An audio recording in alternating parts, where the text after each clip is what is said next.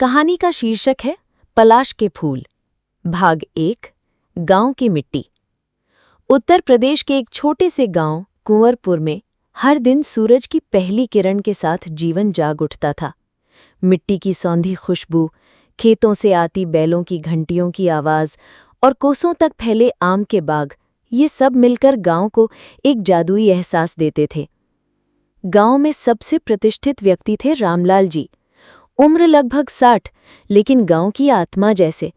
वे प्रधान रह चुके थे, अब खेतीबाड़ी और मंदिर की सेवा में लगे रहते।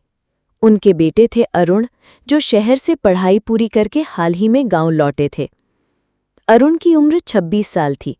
पढ़ाई में होशियार, शहर की चकाचौंध से दूर, गांव की सादगी को पसंद करने वाला। जब वो लौटकर आया तो गांव के बुजुर्गों में उसमें एक नई उम्मीद दिखी। भाग 2। उसका नाम था राधा। राधा गांव की ही एक लड़की, जिसकी मुस्कान में सावन की बारिश और आंखों में पलाश के फूलों सी आग थी। वो हर सुबह अपने घर के सामने तुलसी में जल चढ़ाकर खेतों की ओर जाती, जहां उसकी मां पहले से काम कर रही होती। अरुण और राधा पहले कभी ठीक से मिले नहीं थे, लेकिन गांव छोटा था, एक दूसरे के बारे में सब कुछ मालूम था। एक दिन अरुण अपने खेत की मेड़ ठीक करा रहा था कि पास से गुजरती राधा की नज़र उस पर पड़ी। वो थोड़ी देर ठिठकी, फिर मुस्कुराकर चली गई। अरुण की नज़र पल भर को उसके पायल की आवाज में उलझकर रह गई। भाग 3। प्रेम की पहली बूंद। धीरे धीरे उनकी मुलाकातें होने लगी, कभी स्कूल के पास लगे पुस्तक वितरण में, कभी मंदिर में भजन के समय। राधा की मासूम बातें और अरुण का गंभीर स्वभाव दोनों एक दूसरे के पूरक थे। एक दिन गांव के मेले में, जहां राधा अपनी सहेलियों के साथ झूले में बैठी थी, अरुण ने उसकी ओर देखा और पहली बार कुछ कहने की हिम्मत की। तुम्हें झूले अच्छे लगते हैं? राधा ने मुस्कुराकर कहा। हाँ, लेकिन उड़ान उतनी ही होनी चाहिए जितनी जमीन संभाल सके। अरुण को उसका ये जवाब ऐसा लगा जैसे कोई कविता हो। भाग 4। जीवन की सच्चाई।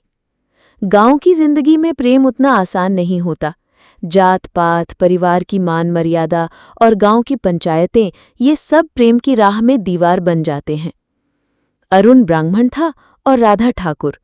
दोनों परिवार एक दूसरे को जानते तो थे, लेकिन इस रिश्ते के लिए राजी होना आसान न था। राधा के पिता धर्मवीर सिंह जमींदार थे, सख्त मिजाज पर अपनी बेटी से बहुत प्यार करने वाले। जब उन्हें ये पता चला कि राधा और अरुण एक दूसरे को पसंद करते हैं, तो घर में तूफान आ गया। हमने तुम्हें पढ़ाया लिखाया इसलिए नहीं कि तुम जाति की सीमा लांघो, उन्होंने गुस्से से कहा। राधा चुप थी, उसके आंसू उसकी मजबूरी बयान कर रहे थे। भाग 5। पंचायत का फैसला। गांव में बात फैल गई। एक आपात पंचायत बुलाई गई। अरुण और राधा के रिश्ते पर चर्चा हुई। कुछ लोगों ने समर्थन किया, दोनों पढ़े लिखे हैं, अगर प्रेम है तो जाति का बंधन क्यों? लेकिन कुछ ने विरोध भी किया, अगर एक को मान लिया तो बाकी भी यही करेंगे। फैसला अरुण के पक्ष में नहीं गया। पंचायत ने कहा, अगर तुम राधा से शादी करते हो तो तुम्हारा हुक्का पानी बंद।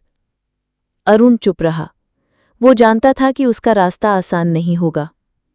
भाग 6। नई सुबह की तैयारी। अरुण ने हार नहीं मानी। उसने गांव में एक स्कूल खोलने की योजना बनाई, जहां बच्चों को सिर्फ शिक्षा ही नहीं, सोचने का हक भी मिले। वो चाहता था कि अगली पीढ़ी जाति, धर्म और रूढ़ियों से ऊपर उठकर सोचे। राभा ने भी साहस दिखाया।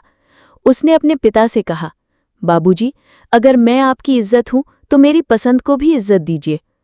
धर्मवीर सिंह ने कुछ नहीं कहा, लेकिन अगले दिन वो मंदिर गए और वहां अरुण के पिता से मिलकर बोले, अगर तुम्हें मेरा दामाद बनना है तो साबित करो कि तुम सिर्फ पढ़े लिखे नहीं, बल्कि समाज के लिए कुछ कर सकते हो।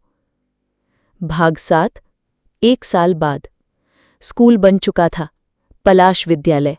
गांव के बच्चे वहां पढ़ने आने लगे थे। वहां जात पात नहीं थी, सिर्फ ज्ञान और बराबरी का माहौल था।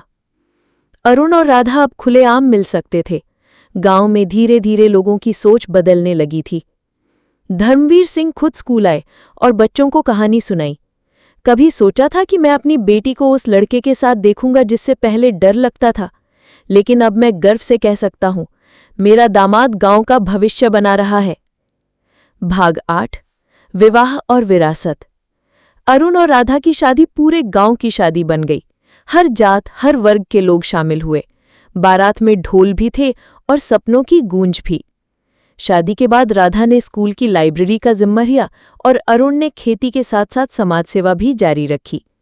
वो दोनों जानते थे ये बस एक प्रेम कहानी नहीं थी, ये एक सोच की शुरुआत थी।